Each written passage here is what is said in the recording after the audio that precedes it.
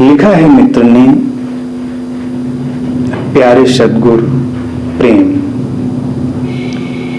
मैंने सुना है कि संत और सद्गुरु न किसी से प्रेम करते हैं और न घृणा। वे तो द्वैत से परे जा चुके होते हैं। तो फिर आपका ये प्रेम कैसा है? मुझे ऐसा क्यों लगता है कि आप मुझे सर्वाधिक प्रेम करते हैं? आपका ये प्रेम न तो अभिनय है और न छलावा है, वरन यथार्थ है जिसकी ऊष्मा को मैं निरंतर अनुभव करता हूं। यद्यपि साधारण प्रेम भी अव्याख्य होता है, अनएक्सप्लेन्ड, फिर भी सद्गुरुओं के इस अलौकिक प्रेम पर दो शब्द बोलने की कृपा करें।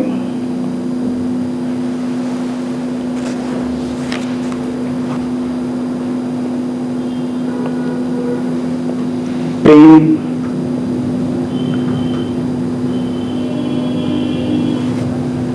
दूसरा वो शब्द है जो सर्वाधिक उपयोग में लाया जाता है और सबसे कम समझा जाता है परमात्मा के बाद। और कहते हैं कि दोनों का एक ही अर्थ है। जीसस कहते थे परमात्मा प्रेम है, गौतम बुद्ध कहते थे प्रेम परमात्मा है।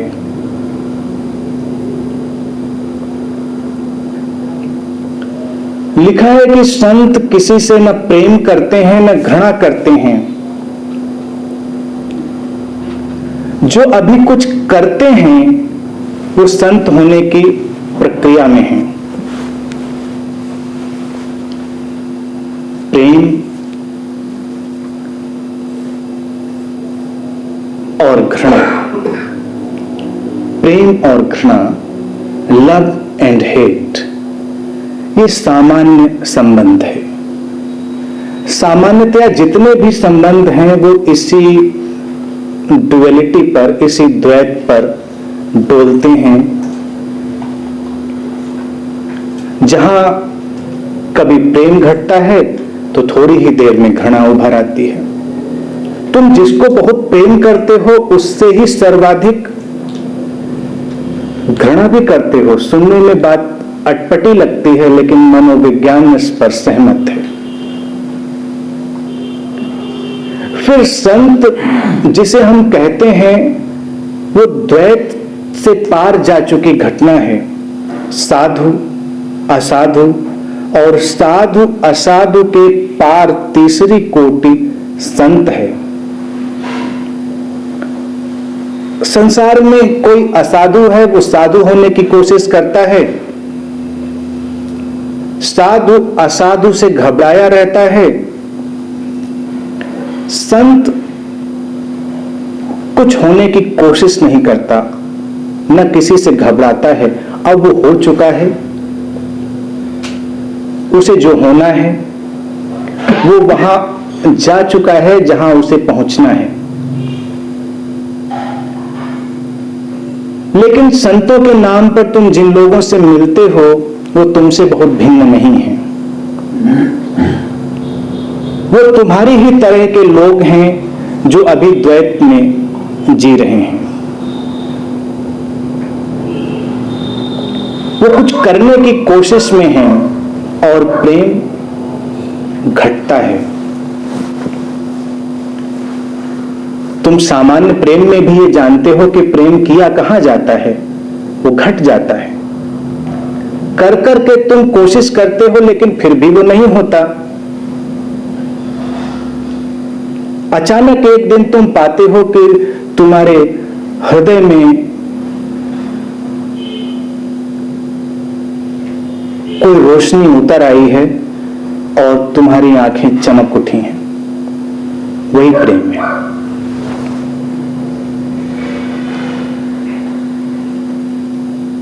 तुम लिखते हो कि तुम्हें लगता है कि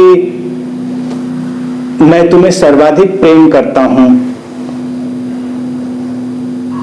तुम ये भी लिखते हो कि ये प्रेम न अभिनय है न छलावा है, तो तुम ठीक ही जानते हो। प्रेम का अभिनय नहीं हो सकता, हालांकि लोग प्रेम का अभिनय ही करते हैं। दिन में तुम कई बार प्रेम के इस अभिनय से गुजरते हो, कई बार अपने चेहरे पर मुस्कानें सजाते हो, कई बार अच्छे अच्छे शब्द ढूंढ कर लाते हो।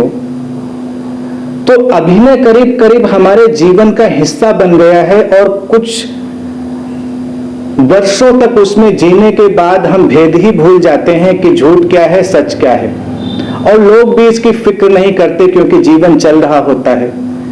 जैसे परमात्मा के बिना भी व्यक्ति जी लेता है, ऐसे ही प्रेम के बिना भी व्यक्ति जी लेता है। कोई पूछे कि परमात्मा की जरूरत क्या है, कोई जरूरत नहीं है। तो कोई पूछेगा कि प्रेम की क्या जरूरत है, कोई जरूरत नहीं है। प्रेम जरूरतों से ऊपर उठ गई घटना है, लेकिन जीवन तो बड़ा अजीब है। संबुद्ध मित्र जीसस कहते थे, man can not live by bread alone. मनुष्य केवल रोटी के सहारे नहीं जी सकता, फिर उसे कुछ और चाहिए। जब कुछ और की ये प्यास तुम्हारे अंदर उतरती है, तो प्रेम की प्यास बन जाती है। तुम देखो कितना अजीब है, सब कुछ है जीवन में और प्रेम नहीं है, तो सब कुछ खाली खाली लगता है। तुम आत्मघात करने की सोचने लगते हो। जिनके जीवन में प्रेम नहीं होता, वो दिन में करीब करीब 20-25 बार आत्महत्या के बारे में सोचते हैं। मनोवैज्ञानिक शोध तो ये कहती है कि व्यक्ति हर मिनट में 9 बार, मैंने तो बहुत कम करके कहा है, हर मिनट में 9 बार आत्महत्या के बारे में सोच लेता है। कभी सीधे और कभी परोक्ष रूप से, डायरेक्ट इनडायरेक्ट। कभी तुम डायरेक्ट मर जाना चाहते हो, और कभी इनडायरेक्टली कुछ ऐसा करते हो जो तुम्हें मरने की तरफ ले जा रहा होता है। कहते हैं कि परमात्मा ने सृष्टि बनाई,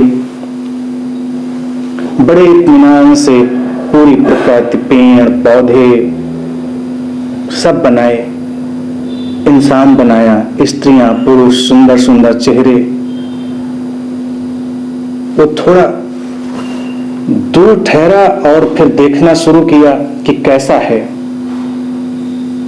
सब खामोशी, कहीं कोई हलचल नहीं। तो फिर उसके सलाहकारों ने कहा कि आपने इनमें प्राण तो डाले नहीं। तो उसने उनमें प्राण डाल दिए। इंसानों में धड़कनें आ गईं, पेड़ पौधों में थोड़ा सा रस आया, लेकिन फिर भी एक सन्नाटा, एक खामोशी, कहीं कोई हलचल नहीं, कोई स्पंदन नहीं, कोई वाइब्रेशन नहीं। अब वो सोच में पड़ा, क्या करें, सब कुछ तो कर दिया, किस चीज की कमी रह गई। और फिर अचानक उसे ख्याल आया कि मैंने इनमें प्रेम तो डाला ही नहीं।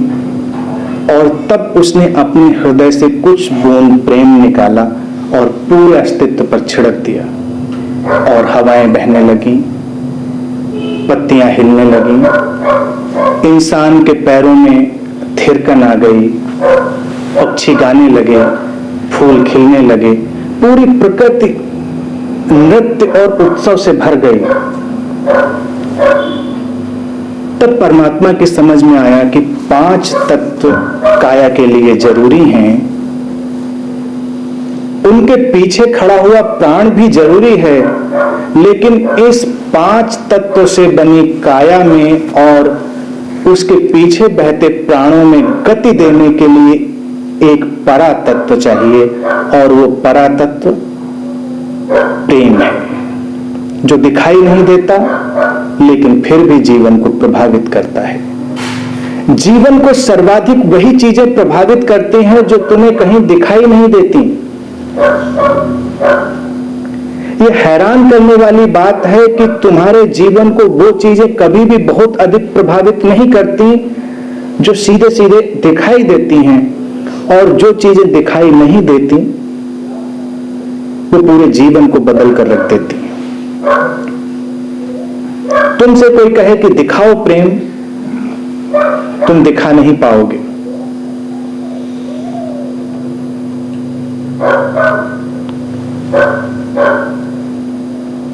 लेकिन जब प्रेम के अनुभव से कोई गुजरता है तो कई सारी चीजें पकड़ में आती हैं जो बड़ी वास्तविक होती हैं। जैसे तुमने लिखा कि तुम्हें प्रेम की ऊष्मा का अनुभव होता है।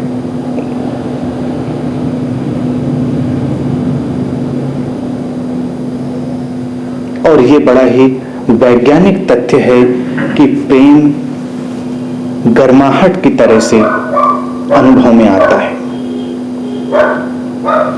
जिन लोगों का जीवन बड़ा प्रेमपूर्ण होता है, अगर तुम उनको स्पर्श करोगे, उनके रोम रोम में एक गर्माहट और एक धड़कन, और जिन लोगों के जीवन में प्रेम नहीं होता, एक ठंडापन आ जाता है, निष्प्राण दशा। तुम उनका हाथ भी अपने हाथ में लोगे तो ऐसा लगेगा कि जैसे जीवन ऊर्जा पीछे लौट गई है, जीवन ऊर्जा वापस लौट गई है, कहीं कोई गर्माहट नहीं। हाथ रगड़ने से तो गर्माहट आती है,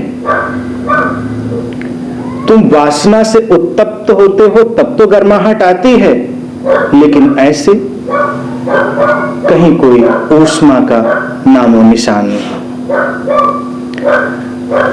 अगर एक प्रेम से भरा व्यक्ति तुम्हारे आसपास उपस्थित है तो तुम बड़ी ऊष्मा का अनुभव करोगे, और कई बार तो तुम्हें आश्चर्य होगा कि तुम पसीने पसीने हो सकते हो। तुम्हें ऐसा लग सकता है जैसे तुम किसी आग के किनारे बैठे हो। कभी ऐसा लग सकता है जैसे सब कुछ जला जा रहा है, कहीं कोई लपट भीतर उठ गई है।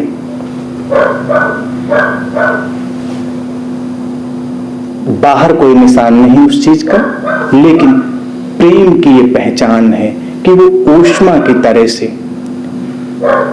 इसीलिए प्रेम की तुलना दीपक से लेकर सूर्य तक करते हैं, उसके कई मुकाम हैं। जैसे तुम्हारी प्यास के कई मुकाम होते हैं, ऐसे ही प्रेम के भी कई मुकाम होते हैं, दिए की लौ से लेकर सूरज तक।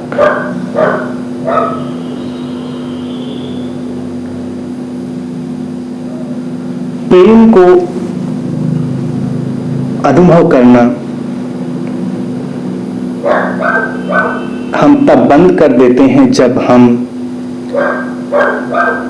अपने मस्तिष्क से जीने लगते हैं और अपने हृदय के दरवाजे बंद कर देते हैं। आधुनिक मनुष्य की सबसे बड़ी यही दुर्घटना है कि उसने हृदय के दरवाजे बंद कर दिए हैं और अपने मस्तिष्क से जीने लगा है। मस्तिष्क से तुम जीते हो तो तुम अहंकार के केंद्र पर जाकर गिर जाते हो, और जब तुम हृदय के केंद्र से जीते हो तब तुम प्रेम के केंद्र पर जाते हो। और प्रेम और अहंकार ये दोनों एक साथ नहीं होते। जैसे अंधेरा और उजाला एक साथ नहीं होता, ऐसे ही प्रेम और अहंकार एक साथ नहीं होते। फिर तुम कहते हो कि तुम्हें ऐसा लगता है कि तुम्हें सर्वाधिक प्रेम किया जाता है,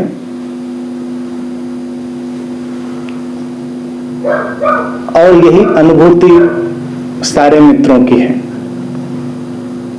सद्गुरुओं की यही मुश्किल है, क्योंकि उनके पास कोई दीवार नहीं है तो सभी तक वो बराबर ही पहुंचते हैं। जैसे जब सूरज उगता है तो किसी के घर में ज्यादा नहीं चमकता और किसी के घर में कम नहीं चमकता। किसने अपने खिड़की और दरवाजे कितने खोले हैं, सब कुछ इस पर निर्भर करता है।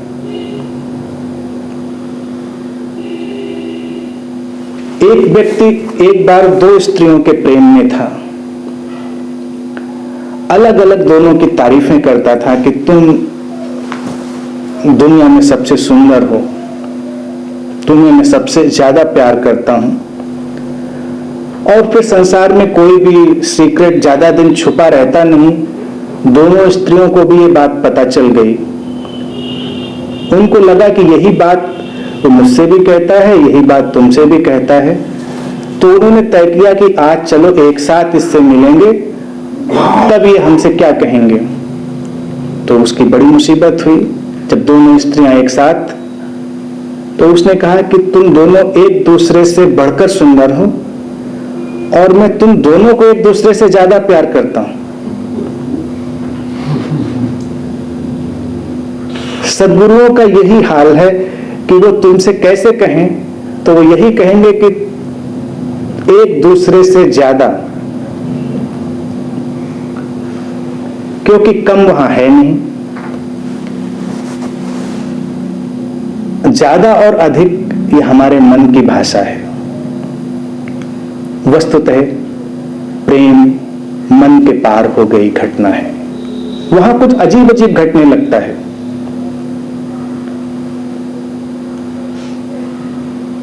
कहते हैं कि प्रेम गली अति साकरी, तामे दो न समाए।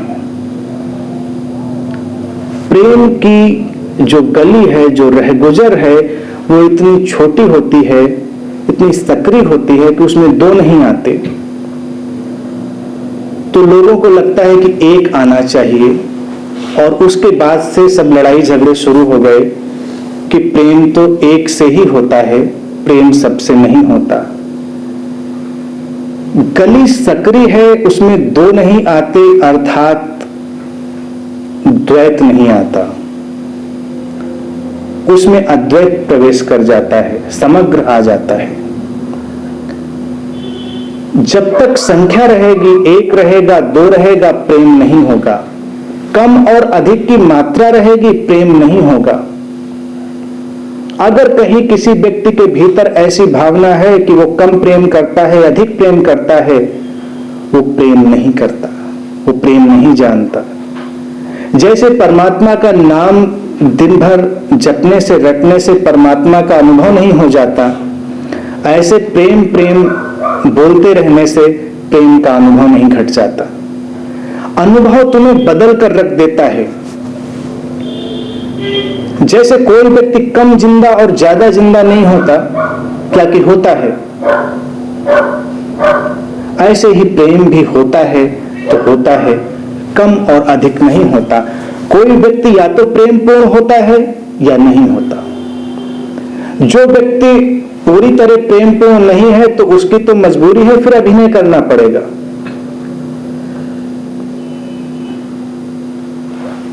वो अभिनय करेगा और अभिनय को तुम्हें स्वीकृति देनी पड़ेगी अगर शांति रखनी है। अशांति रखनी है तो तुम अभिनय पर उंगली उठाओगे, फिर झगड़े प्रारंभ होंगे।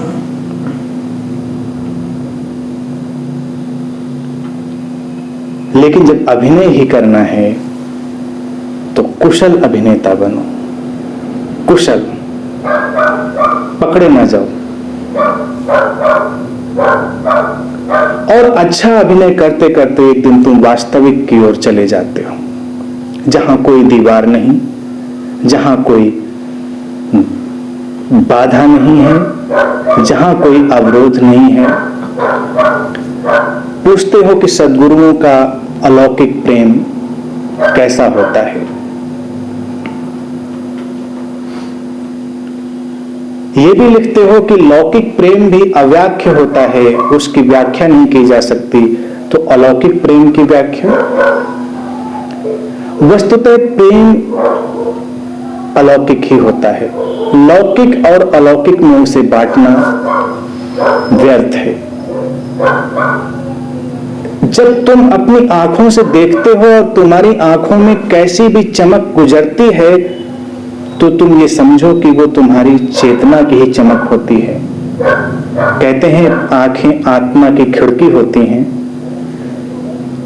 तुम्हारे चेतना के झरोखे हैं, वहां से तुम्हारे अंतरतम की, तुम्हारी चेतना की झलक मिल जाती, वो वही है।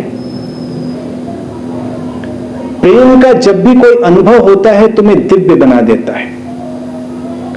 तुम उस क्षण परमात्मा जैसा व्यवहार करने लगते हो, और जैसे ही तुम प्रेम से बाहर होते हो फिर तुम्हें सारा स्वार्थ पकड़ लेता है, तुम्हें सारी बीमारियां पकड़ लेती हैं।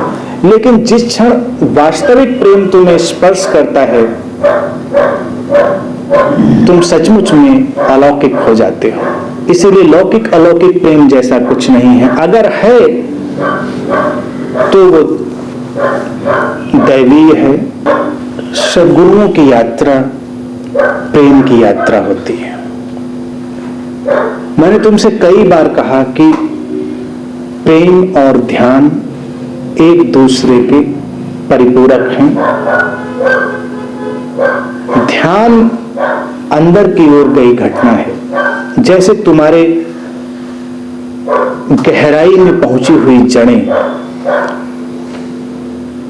और प्रेम तुमसे बाहर आ गई घटना है, जैसे पेड़ पर कोई फूल खिल गया है। ध्यान तुम्हें अपने अंतर जगत में ले जाता है। जैसे कोई पौधा देखते हो, कोई वृक्ष देखते हो, तो उसके दो आयाम हैं। एक, जड़ें अंधेरे में जा रही हैं, जीवन का रस खोज रही हैं, अंधेरे से वो जीवन का सार इकट्ठा कर रही हैं, और फिर वो सार इकट्ठा होकर बाहर आता है,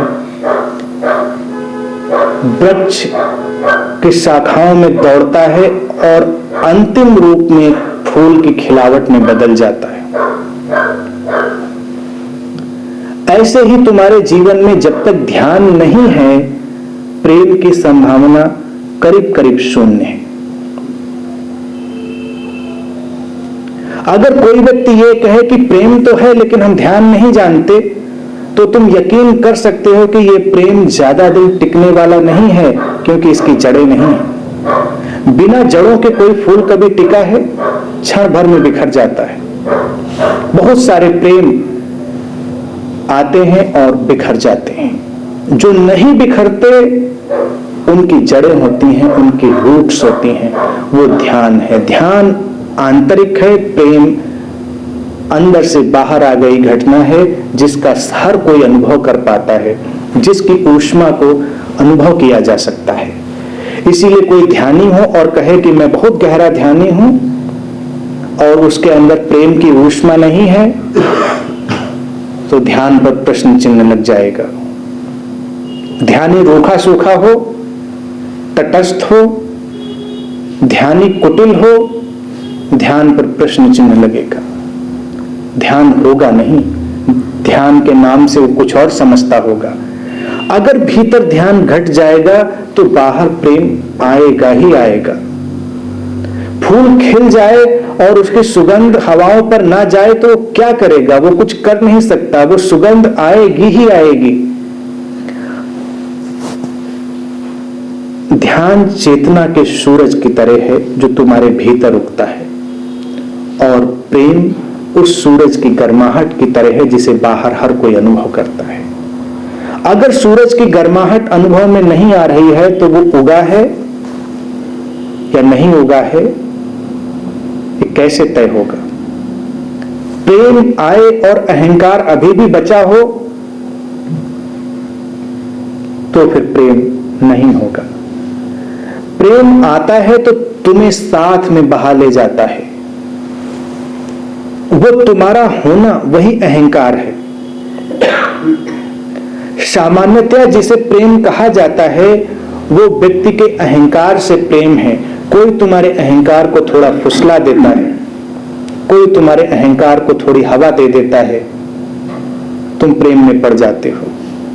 तुम रोज आईना देखते हो और अपने आप को पहचानते हो, अपनी आंखें भी देखते हो, अपना चेहरा भी देखते हो। हर व्यक्ति वैसे तो दिव्य है, लेकिन कोई आकर तुम्हें कह देता है कि तुम संसार में सबसे सुंदर हो, और तुम उसके पीछे पीछे चलने लगते हो। कोई कह देता है तुम्हारी आवाज बहुत अच्छी है, तुम्हारी आंखें बहुत अच्छी हैं, तुम बहुत प्रतिभाशाली हो, तुम ये हो वो हो, और तुम्हारा अहंकार बड़ा हो जाता है। लेकिन सद्गुरुओं का प्रेम वो बड़ा विचित्र है, वो तुम्हारे अहंकार को ही तोड़ते हैं। उनकी उपस्थिति और तुम्हारा अहंकार तिनका तिनका टूटकर बिखरने लगता है, और तुम देखते हो कि जैसे जैसे अहंकार जा रहा है, प्रेम और बढ़ रहा है। क्योंकि अहंकार के साथ प्रेम नहीं टिकता।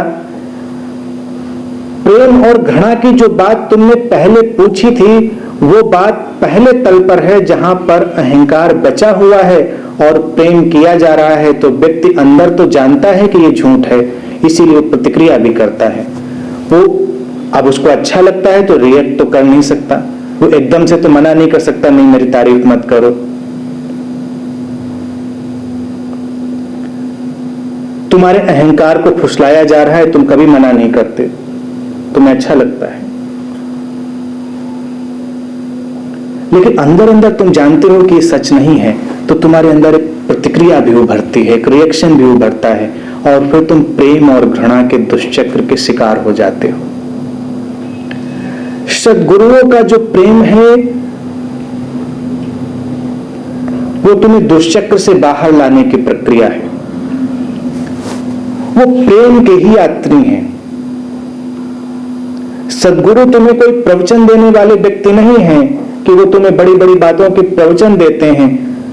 वो प्रेम का एक प्रवाह है। उनका होना ध्यान का एक स्वरूप है, और तब इन दोनों चीजों के पास आते ही तुम्हारा अहंकार पिघलने लगता है। और अहंकार के जाने के बाद जिस प्रेम का एहसास होता है, वो इतना गहरा होता है कि तुम्हें लगता है कि शायद ये बहुत गहरा प्रेम है। तभी तुम कह पाते हो कि सर्वाधिक प्रेम।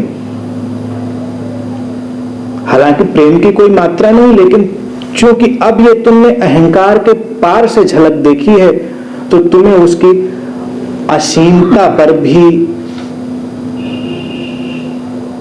भरोसा होने लगता है, तुम्हें उसकी अनंतता पर भी भरोसा होने लगता है।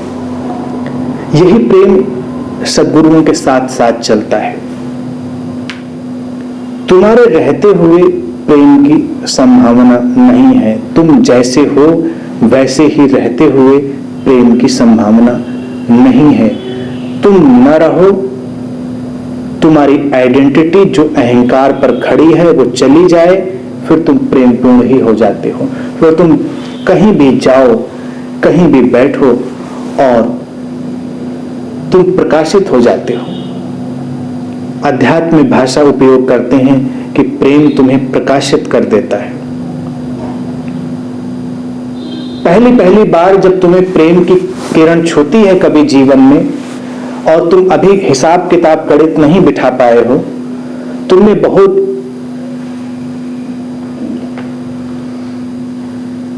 उलझाव को अभी व्यवस्थित नहीं किया है, हिसाब किताब ठीक नहीं हुआ है, तुम देखोगे कि तुम कुछ प्रकाशित हो जाते हो। प्रकाशित फिलोसफिकल टर्म नहीं है, वो लिटरल टर्म है।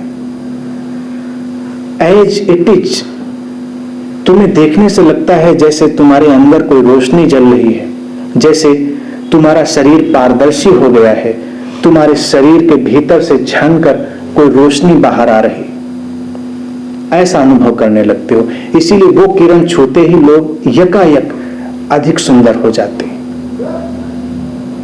उनके चेहरे ज्यादा खिल जाते हैं। लेकिन फिर जब हिसाब किताब बैठ जाता है, गणित व्यवस्थित हो जाती है, वो रोशनी जाती रहती है। पहली किरण उस पार से आती है, अलौकिक। जिसके भीतर वो अलौकिक किरण आ गई है, वो जहां कहीं भी होगा उसकी पहचान ही यही होती है। उसके पास में होते ही ऐसा लगता है जैसे रोशनी हो गई। खलील जिब्रान का नाम तुमने सुना होगा, बहुत प्रसिद्ध कवि हुए। कैंसर से उनकी मृत्यु हुई, 45-46 साल की उम्र के थे। और उसके कुछ पहले, थोड़ा सा पहले, 1-2 साल पहले, वो अमेरिका में उस समय रह रहे थे और घटना है कि ये कृष्णमूर्ति से वो बहुत मिलना चाहते थे, तो ये कृष्णमूर्ति उनसे मिलने गए। अब खलील जिब्रान बहुत ही संवेदनशील कवि रहे। उन्होंने जो कुछ लिखा उसको देखकर कई बार तुम्हें हैरानी होगी कि ये व्यक्ति सामान्य है या इसके अंदर किसी बुद्ध की आत्मा प्रवेश कर गई है। कभी कभी इतनी ऊंचाई कि गौतम बुद्ध को स्पर्श कर ले, किसी भी बुद्ध को स्पर्श कर ले, लेकिन हृदय में एक गहरी पीड़ा।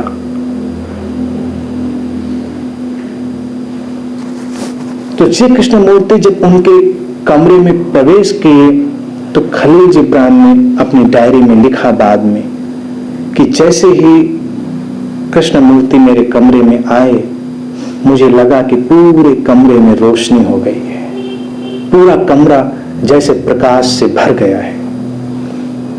आम व्यक्ति को ये चीज दिखाई नहीं देती, लेकिन खलील जिब्रान जैसे संवेदनशील हृदय को ये अनुभव में आता है।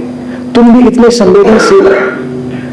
संवेदनशील तुम किसी न किसी क्षण में होते हो, तो तुम्हें वो प्रकाश अनुभव में आता है। तुमने जिस ऊष्मा की बात करी, उस ऊष्मा के साथ साथ प्रकाश भी, दोनों, ये प्रेम की पहचान है, वही दिव्य प्रेम है। और ये प्रेम अनंत काल तक चलता है। तुम्हारे शरीर गिर जाते हैं, तुम फिर उस प्रेम की किरण को ढूंढ लेते हो। अगर एक बार तुमने उस दिव्य ऊष्मा और प्रकाश को पहचाना है, तो तुम बार बार उसे ढूंढ लेते हो।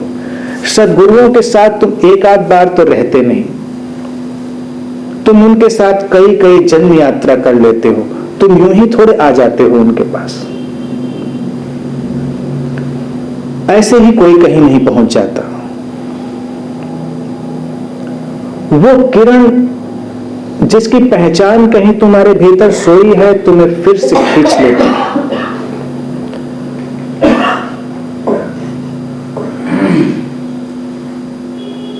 वो किरण तुम्हें फिर से बुला लेती है और तुम उसकी पहचान के साथ सद्गुरु के पास चले आते हो। और सद्गुरु के पास आने का अनुभव भी यही होता है। सद्गुरु के पास आने का जो वास्तविक अनुभव है वो यही होता है कि तुम पहुंचते हो और जैसे अंधेरे में कोई दिया जल जाए।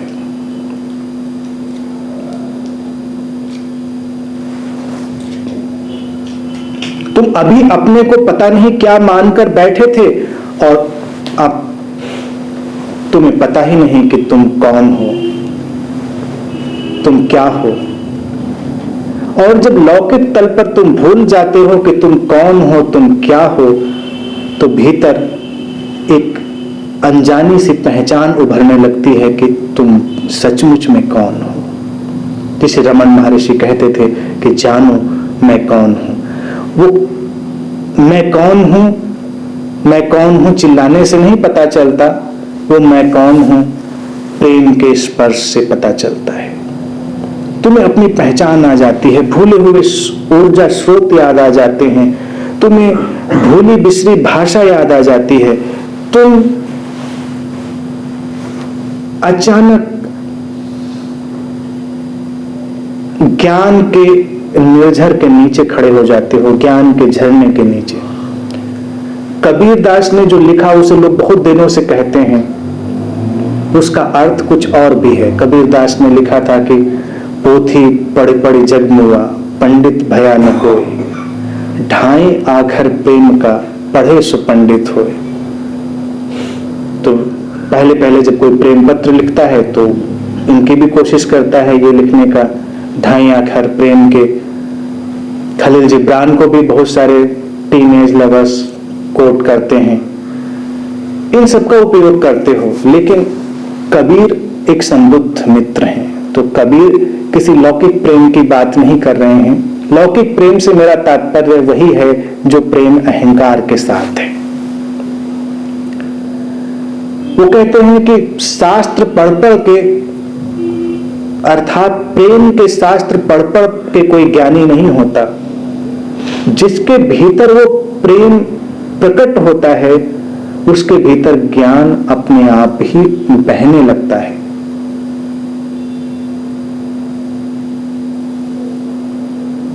अब तुम ढूंढो अपने आसपास कि कितने प्रेमी ज्ञानी हो जाते हैं, और जब कोई प्रेमी और ज्ञानी एक साथ तुम्हें मिल जाए तो तुम जान लेना कि इसे उस पार की झलक आ गई है। ये उस दैवीय प्रेम में जी रहा है, ये प्रेम के उस अक्षय स्रोत के निकट खड़ा है, या उस अक्षय स्रोत में ही खड़ा है। अक्षय स्रोत अर्थात जिसका कभी अंत नहीं होता, अनडिकेइंग। अन्यथा लोगों को लगता है कि प्रेम जैसा तब था वैसा अब नहीं है। प्रेम तुम्हारी बाधाएं गिर जाने का नाम है, और जब बाधाएं गिरती हैं तो तुम्हें कष्ट, समस्याएं कहीं जान नहीं पड़ती, वो भी कई बार इस रास्ते पर अपनी अपनी सी लगने लगती हैं।